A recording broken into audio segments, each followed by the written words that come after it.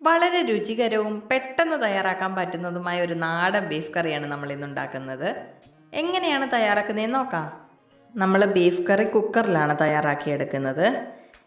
Cooker അടുപ്പിൽ വെച്ച് ഒന്ന് ചൂടായി കഴിയുമ്പം അതിലേക്ക് 2 ടേബിൾ സ്പൂൺ വെളിച്ചെണ്ണ ഒഴിച്ചു കൊടുക്കാം. എണ്ണ ചൂടാവുമ്പോൾ 3 ഏലക്കയും കറുവപ്പട്ടയും ഒരു 4 ഗ്രാമ്പൂവും ചേർത്ത് കൊടുക്കാം. ഇതൊന്ന് ചൂടാക്കിയെടുക്കാം. ശേഷം 15 കൊച്ചുള്ളി അരിഞ്ഞത് എടുത്തിട്ടുണ്ട്. ഇത് നമുക്ക് ചേർത്ത് കൊടുക്കാം. മീഡിയം സൈസ് സവാള 2 എണ്ണമാണ് എടുത്തിട്ടുള്ളത്. ഇത് ചെറുതായിട്ട് അരിഞ്ഞതും കൂടെ ചേർത്ത് കൊടുക്കാം. ബീഫ് കറിക്ക് കൊച്ചുള്ളി ചേർക്കുമ്പോഴാണ് അതിൻ്റെ ഒരു റിയൽ ടേസ്റ്റ് വരുന്നത്. ഇനി സവാളയും കൊച്ചുള്ളിയും എല്ലാം നന്നായിട്ടൊന്ന് വഴറ്റിയെടുക്കാം. വളരെ കുറഞ്ഞ സമയത്ത് ബീഫ് കറി വെക്കണമെങ്കിൽ ഇങ്ങനെ കുക്കറിൽ വെച്ചാൽ മതിയാകും. സവാളയൊക്കെ നന്നായിട്ട് വഴന്നു വന്നിട്ടുണ്ട്. ഇതിലേക്ക് 1 ടേബിൾ സ്പൂൺ ഇഞ്ചി വെളുത്തുള്ളി പേസ്റ്റ് നമുക്ക് ചേർത്ത് കൊടുക്കാം. ഇതിനോടൊപ്പം ചെറിയ തക്കാളി 2 എണ്ണം കഷ്ണങ്ങളാക്കിയത് ചേർത്ത് കൊടുക്കാം.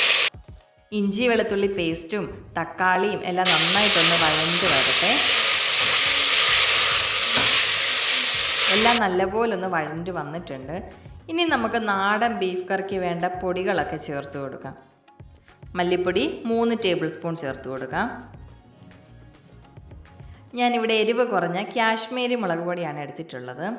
കാശ്മീരി മുളക് പൊടി ഒരു 3 ടേബിൾ സ്പൂൺ ചേർത്ത് കൊടുക്കാം. 1/2 ടീസ്പൂൺ മഞ്ഞൾപ്പൊടി ചേർത്ത് കൊടുക്കാം. ഇനി 1 ടേബിൾ സ്പൂൺ പെരിഞ്ജീരകം ചതച്ചത് ചേർത്ത് കൊടുക്കാം. നന്നായിട്ടൊന്ന് ഇളക്കിയെടുക്കാം. മസാലയുടെ പച്ചമണമൊക്കെ മാറുന്നത് വരെ നന്നായിട്ടൊന്ന് ഇളക്കിയെടുക്കാം. ഈ സമയം തീ ലോ ഫ്ലെയിമിലാക്കി ഒരു 2 മിനിറ്റ് വഴറ്റിയെടുക്കാം. നമ്മുടെ മസാലയൊക്കെ മൂത്ത് വന്നിട്ടുണ്ട്. ഇനി നമ്മൾ കഴുകി വൃത്തിയാക്കി വെച്ച ബീഫ് ചേർത്ത് കൊടുക്കാം. ഞാനിവിടെ 1/2 കിലോ ബീഫാണ് എടുത്തിട്ടുള്ളത്. 1/2 ടീസ്പൂൺ കുരുമുളക് പൊടിയും കൂടെ ഒന്ന് ഇട്ട് കൊടുക്കാം.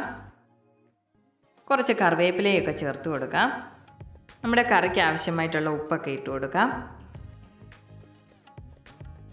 ഇനി എല്ലാം കൂടെ നന്നായിട്ടൊന്ന് മിക്സ് ചെയ്ത് കൊടുക്കാം.